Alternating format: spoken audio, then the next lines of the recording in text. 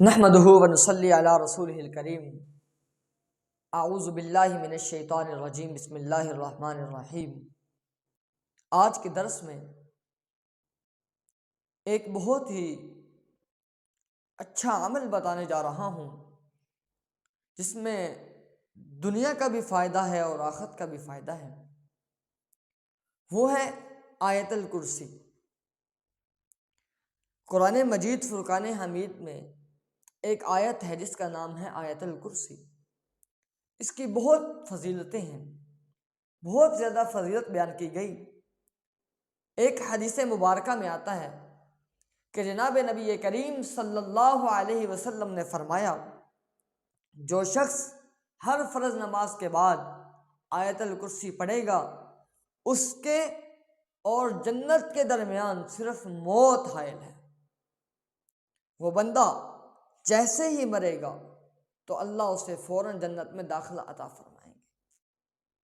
اسی طرح ایک اور حدیث مبارکہ میں آتا ہے کہ جو بندہ، بلکہ یوں ہے کہ ہر شخص کو چاہیے کہ رات کو سونے سے پہلے آیت الکرسی پڑھ کر چاروں طرف پھونک کر سوئے تو اللہ رب الجلال اس کی حفاظت کے لیے ایک فرشتہ مقرر فرما دیتے ہیں۔ تو اس لیے ہم سب کو چاہیے کہ ہم آیت الکرسی کو پڑھنے کا معمول بنائیں۔ آیت الکرسی سنیے گا۔ اعوذ باللہ من الشیطان الرجیم، بسم اللہ الرحمن الرحیم۔